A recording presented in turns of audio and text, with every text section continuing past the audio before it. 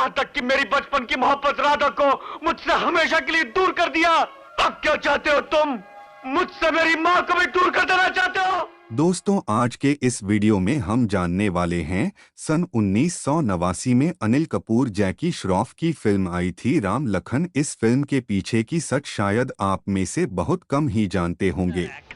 ये खंडर नहीं है केसरिया, ये मेरे पिता और दादा का खून पसीना है, मेरी माँ का सपना है। आखिर ऐसा क्या हुआ था? इस फिल्म की शूटिंग के सेट पर अनिल कपूर गुलशन ग्रोवर के बीच क्यों हुआ था झगड़ा और किस बात को लेकर इन दोनों में दुश्मनी पैदा हुई थी, जानेंगे आगे वीडियो में क्या है सच। लेकिन आज मुझे पूरा यकीन हो गया सर कि धंधे और कैरियर के बारे में भाई भाई से जल सकता है। अगर आप इस फिल्म के पीछे का सच्चाई जानना चाहते हैं तो वीडियो में बने रहें अंत तक, और वीडियो पसंद आ जाए तो चैनल को सब्सक्राइब करना ना भूलें। तो चलिए व्यर्थ में समय ना लेते हुए बढ़ते हैं वीडियो की ओर।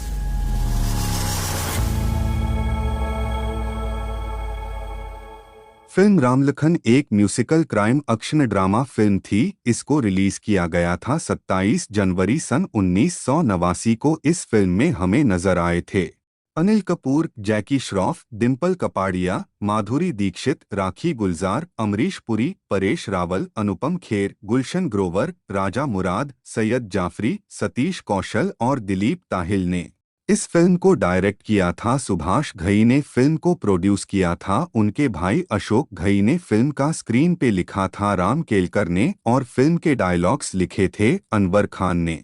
फिल्म में म्यूजिक दिया था लक्ष्मीकांत प्यारेलाल ने और कुल मिलाकर टोटल 7 गाने इस फिल्म के म्यूजिक में रखे गए थे। फिल्म का म्यूजिक सुपरहिट था और इस फिल्म के सभी गाने लोगों ने काफी पसंद किए थे। फिल्म के गानों का क्रेज इतना ज्यादा था कि फिल्म के ये गाने आज भी सुनते हैं तो 90 की दौर में खो जाते हैं। जिन गानों की बोल है मेरे दो अनमोल रतन, तेरा नाम लिया तुझे याद किया, 1 2 का 4 4 2 का 1, माय नेम इज लखन।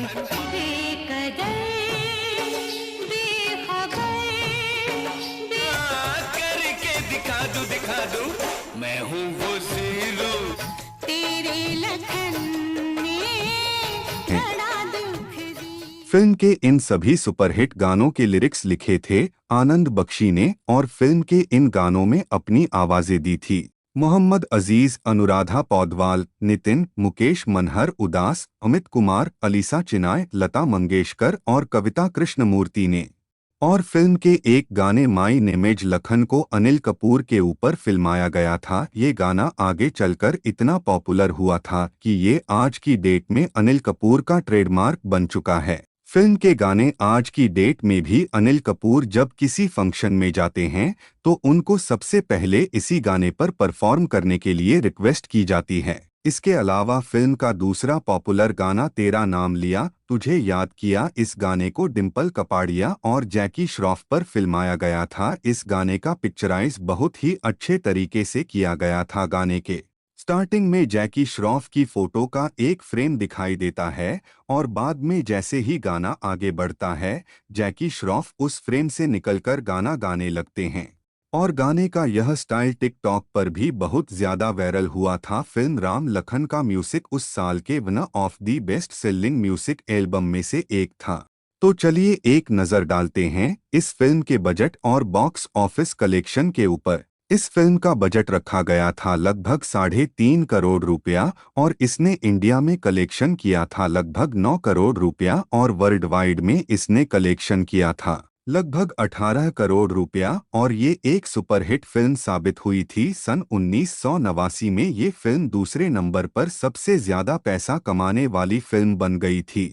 सन 1989 में पहले नंबर पर थी फिल्म मैंने प्यार किया, दूसरे नंबर पर थी फिल्म राम लखन, तीसरे नंबर पर थी फिल्म त्रिदेव, चौथे नंबर पर थी फिल्म चांदनी और 5वें नंबर पर थी फिल्म चालबाज। और 2 घंटा 54 मिनट की कुल लंबाई वाली इस फिल्म को 6.8 आउट ऑफ 10 IMDb की रेटिंग मिली हुई है। तो चलिए अब जान लेते हैं इस फिल्म से जुड़ी हुई 8 खास अननोन फैक्ट्स के बारे में। फैक्ट नंबर 1, कहा जाता है कि सुभाष घई का सबसे पहले फिल्म रामलखन बनाने का कोई प्लान नहीं था। उस टाइम पर सुभाष घई सन 1987 में अपनी ड्रीम प्रोजेक्ट फिल्म देवा के ऊपर काम कर रहे थे, जिसमें वो उस टाइम अमिताभ बच्चन, राजकुमार, मीनाक्षी शेषाद्री, शम्मी कपूर और इला अरुण को लेने वाले थे और इस फिल्म में लक्ष्मीकांत प्यारेलाल अपना म्यूजिक देने वाले थे और फिल्म देवा का डायरेक्शन और प्रोडक्शन सुभाष घई करने वाले थे।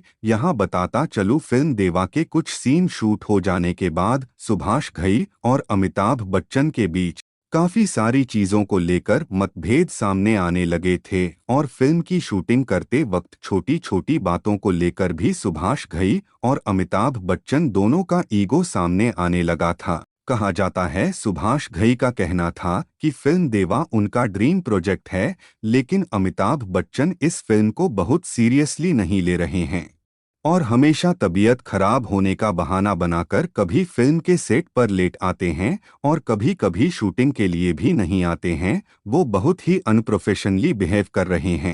इस बारे में अमिताभ बच्चन का कहना था कि उनकी तबीयत उस टाइम पर वाकई में खराब थी और तबीयत खराब होने के बावजूद भी उन्होंने फिल्म के कुछ सीन्स शूट किए थे, लेकिन सुभाष घई उनकी इस बात को समझने के लिए भी तैयार नहीं है और फिल्म देवा को सुभाष घई के साथ साथ हबीब नाडियाडवाला भी प्रोड्यूस कर रहे थे और सुभाष घई का कहना था कि हबीब नाडियाडवाला भी अमिताभ बच्चन का ही पक्ष ले रहे हैं, जबकि अमिताभ बच्चन की सेक्रेटरी शीतल ने सुभाष घई से इसके बारे में बात करनी चाहिए, परंतु सुभाष घई को ये बात बिल्कुल भी पसंद नहीं आई। वो डायरेक्टली अमिताभ बच्चन से ही इस बारे में बात करना चाहते थे और इस चक्कर में फिल्म देवा डिले होती चली गई। फिल्म डिले हो जाने के कारण अमिताभ बच्चन ने अपनी डेट्स को कैंसिल करके अपनी डेट्स बाकी दूसरे प्रोड्यूसर्स को दे दी थी और जब सुभाष घई को इस बात का पता चला तो वो सीधे मद्रास पहुंच गए, जहां अमिताभ बच्चन अपनी फिल्म शहंशाह की शूटिंग कर रहे थे। वहां पर उन्होंने अमिताभ बच्चन को बोला कि वो फिल्म देवा को अपने दिल से बनाना चाह रहे थे, लेकिन अमिताभ बच्चन के फिल्म में इंटरेस्ट न लेने की वजह से वो अब इस फिल्म को कैंसिल कर रहे हैं, जबकि फिल्म के बहुत सारे सीन उस टाइम तक शूट हो चुके थे। वहीं दूसरी तरफ अमिताभ बच्चन को सुभाष घई का ये एटीट्यूड और उनके काम करने का तरीका बिल्कुल पसंद नहीं आया। इस वजह से इन दोनों के आपसी झगड़े की वजह से फिल्म देवा आगे कंप्यूटर बुलेट नहीं हो पाई और उसी टाइम बोनी कपूर भी सुभाष घई को लगातार एडवाइस दे रहे थे कि फिल्म देवा को बनाने में बहुत ज्यादा पैसा खर्च हो जाएगा, फिल्म में लगे इस पैसे को रिकवर करना बहुत मुश्किल हो जाएगा। बोनी कपूर ने ही कहा कि फिल्म देवा को बंद करके फिल्म रामलखन में अनिल कपूर के साथ काम करना चाहिए, जो फिल्म बहुत आसानी से बन जाएगी और बॉक्स ऑफिस पर भी बहुत अच्छा कलेक्शन करके देगी। इस तरह से सुभाष घई अपनी फिल्म देवा को बंद करके फिल्म राम लखन को बनाने में लग गए और हुआ वही, फिल्म राम लखन ने बॉक्स ऑफिस पर अच्छा परफॉर्म किया। फैक्ट नंबर 2, इस फिल्म में सुभाष घई ने लखन के कैरेक्टर के लिए मिथुन चक्रवर्ती और गोविंदा को कंसिडर किया था और फिल्म में राम के कैरेक्टर के लिए उन्होंने शत्रुघ्न सिन्हा को कंसिडर किया था, जिनके साथ उन्होंने सन 1976 में एस ए डायरेक्टर अपनी पहली फिल्म कालीचरण में एक साथ काम किया था, लेकिन शत्रुघ्न सिन्हा किसी कारण से इस फिल्म में काम नहीं कर पा रहे थे। इसके बाद उन्होंने फिल्म में राम के कैरेक्टर के लिए जैकी श्रॉफ को कंसिडर किया, जिनके साथ वह सन 1983 में फिल्म हीरो और सन 1986 में फिल्म कर्मा में एक साथ काम कर चुके थे और फिल्म में लखन के रोल के लिए बोनी कपूर की रिक्वेस्ट पर उन्होंने अनिल कपूर को फाइनल किया। यह बात अनिल कपूर ने खुद अपने एक इंटरव्यू के दौरान बताया था। फिल्म में अनिल कपूर के द्वारा निभाया गया कैरेक्टर लखन ही सबसे ज्यादा पॉपुलर हुआ। हालांकि सुभाष घई इसके पहले अनिल कपूर के साथ सन 1985 में आई फिल्म मेरी जंग में एक साथ काम कर चुके थे। Fact number 3, film Ram Lakhan में सुभाष घई ने सबसे पहले म्यूजिक देने के लिए म्यूजिक डायरेक्टर आर.डी. बर्मन को अप्रोच किया था और आर.डी. बर्मन ने फिल्म राम लखन के लिए लगभग 2 गाने रिकॉर्ड भी कर लिए थे, लेकिन अचानक से सुभाष घई ने आर.डी. बर्मन की जगह पर लक्ष्मीकांत प्यारेलाल को लेने का डिसाइड किया और लक्ष्मीकांत प्यारेलाल ने सुभाष घई की बंद हो चुकी फिल्म देवा में एक गाने को रिकॉर्ड भी किया था, जिनको किशोर कुमार ने गाया था। इस गाने को अमिताभ बच्चन और शम्मी कपूर के ऊपर फिल्माया गया था। उस टाइम पर लग रहा था कि फिल्म देवा का ये गाना फिल्म राम लखन में देखने के लिए मिल सकता है, परंतु ऐसा नहीं हुआ। फिल्म राम लखन के पूरे गाना दोबारा से एकदम नए तरीके से कंपोज किए गए थे।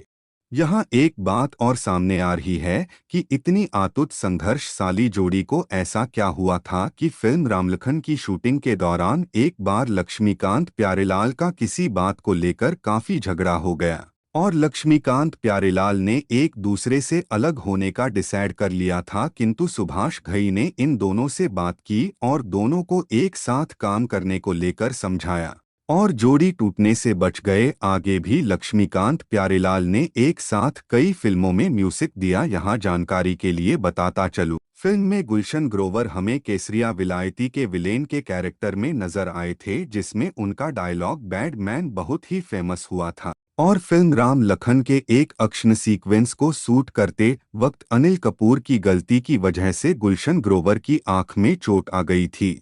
हालांकि अनिल कपूर जानबूझकर ऐसा करने का कोई इरादा नहीं था, ये एक एक्सीडेंट था, लेकिन गुलशन ग्रोवर ने वहीं से अनिल कपूर के ऊपर चिल्लाना स्टार्ट कर दिया और गुलशन ग्रोवर यहीं तक नहीं रुके थे, वो अनिल कपूर के घर तक पहुंच गए थे उनसे झगड़ा करने के लिए, किंतु जैसे तैसे उस टाइम पर मामला शांत हो गया। परंतु फिल्म राम लखन के बाद काफी समय तक अनिल कपूर और गुलशन ग्रोवर ने एक साथ किसी भी फिल्म में काम नहीं किया था। फिर बोनी कपूर ने इन दोनों के बीच में सलाह कराया और तब जाकर ये दोनों हमें सन 1996 में आई फिल्म लोफर में एक साथ दिखाई दिए थे। Fact number 4, film Ram Lakhan में हमें अनिल कपूर के ऑपोजिट माधुरी दीक्षित नजर आई थी।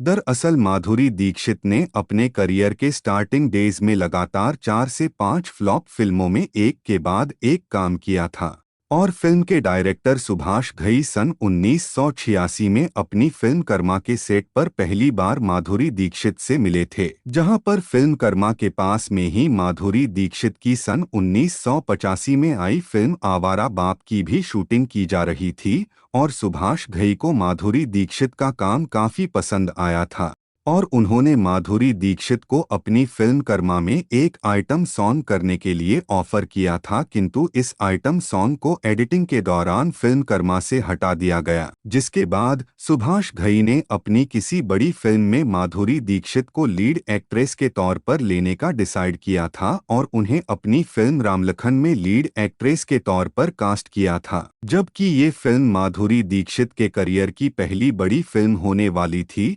लेकिन इसी बीच इसके कुछ महीनों पहले ही सन 1988 में अनिल कपूर और माधुरी दीक्षित की फिल्म तेजाब रिलीज हो गई और इसमें माधुरी दीक्षित का एक आइटम सॉन्ग आजा पिया आई बाहर रखा गया। इस गाने के बाद माधुरी दीक्षित रातों रात एक सुपरस्टार बन गई थीं और इसके बाद उनकी बड़ी फिल्म राम लखन रिलीज हुई थी।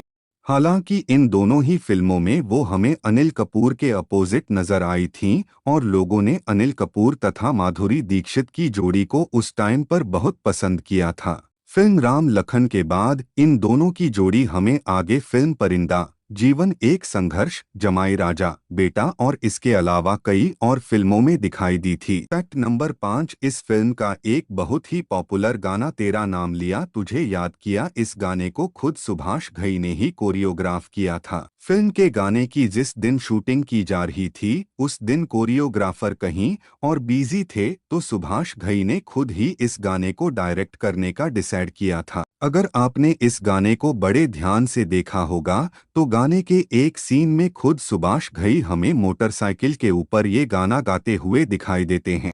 हालांकि ये पहली बार नहीं था जब सुभाष घई ने किसी गाने को कोरियोग्राफ किया था। इसके पहले उन्होंने अपनी सन 1980 में आई ऋषि कपूर के साथ फिल्म कर्ज के एक गाने दर्द ए दिल को भी कंपोज किया था।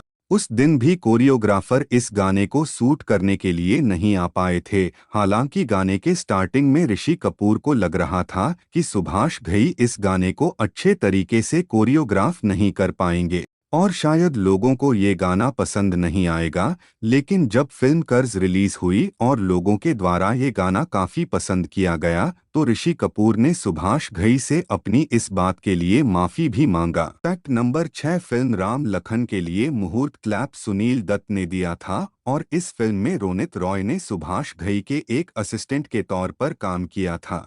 यह फिल्म कुछ इंस्पायर्ड थी सन 1975 में आई यश चोपड़ा की फिल्म दीवार से, जिसमें भी कुछ ऐसे ही दो भाइयों की स्टोरी दिखाई जाती है। और फिल्म राम लखन के लिए राखी को बेस्ट सपोर्टिंग एक्ट्रेस के फिल्म फेयर अवार्ड से नवाजा गया था। इसके अलावा अनुपम खेर और सतीश कौशिक को इस फिल्म के लिए बेस्ट कॉमेडियन के फिल्म फेयर अवार्ड से नवाजा गया था। फिल्म में बाकी सबके कैरेक्टर भी बहुत पसंद किए गए थे और आज की डेट में इस फिल्म को हिंदी सिनेमा की क्लासिक फिल्मों में काउंट किया जाता है। फैक्ट नंबर 7, फिल्म में सोनिका गिल हमें रजा मुराद की प्रेमिका बनी हुई नजर आई थीं और फिल्म राम लखन के सेलिब्रेशन की पार्टी एक होटल में रखी गई थी। उस टाइम पर सोनिका गिल ने होटल में अपने हाथ की कलाई काट ली थी। इस खबर को स्टारडस्ट मैगजीन ने जून 1989 के अंत में कवर किया था और उस टाइम पर सोनिका गिल के ऐसा करने को लेकर लोगों के द्वारा अंदाजा लगाया जा रहा था कि सुभाष घई के बार बार सोनिका गिल के ऊपर चिल्लाने से उन्होंने ऐसा किया है।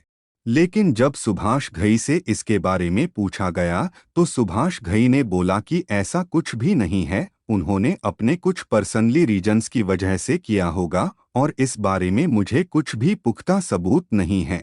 हालांकि इस फिल्म में सुभाष घई ने सबसे पहले सोनिका गिल के कैरेक्टर के लिए अनु कपूर को कंसिडर किया था, लेकिन उन्होंने किसी कारण से सोनिका गिल को ही फिल्म के लिए फाइनल कर दिया था। Fact number 8, film Ram Lakhan में अनिल कपूर और जैकी श्रॉफ की जोड़ी को दर्शक आज भी भुला नहीं पाए हैं और 80 तथा 90 के दशक में जैकी श्रॉफ अनिल कपूर की जोड़ी ने एक से बढ़कर एक फिल्मों में काम किया था। इन दोनों की जोड़ी की सबसे पहली फिल्म सन 1984 में आई फिल्म अंदर बाहर थी। इसके बाद इन दोनों ने बहुत सारी फिल्मों में एक साथ काम किया था। वैसे ज्यादातर फिल्मों में जैकी श्रॉफ हमेशा बड़े भाई और अनिल कपूर हमेशा छोटे भाई के कैरेक्टर में हमें दिखाई दिए थे। उस टाइम पर इन दोनों की जोड़ी का क्रेज इतना ज्यादा था कि लोगों ने इन दोनों को रियल में भाई भाई समझने लगे थे। तो दोस्तों, ये बात हुई सुपरहिट फिल्म राम लखन से जुड़ी हुई हमारी तरफ से एक खास पेशकश। आपको यह फिल्म देखने में कैसा लगा था और इस फिल्म के सबसे पॉपुलर सॉन्ग्स सुनने में आप लोगों को कौन सा लगता है, हमें इस बात का कमेंट में ज़रूर बताइएगा। और वीडियो पसंद आ जाए तो वीडियो को लाइक शेयर कर दें। कथा चैनल पर नए हैं तो चैनल को सब्सक्राइब करना ना भूले। बस इस वीडियो में इतना ही, फिर मिलते हैं नेक्स्ट वीडियो में। जब तक रखें आप अपना ख्याल। मेरे साथ जुड़े रहने के लिए धन्यवाद।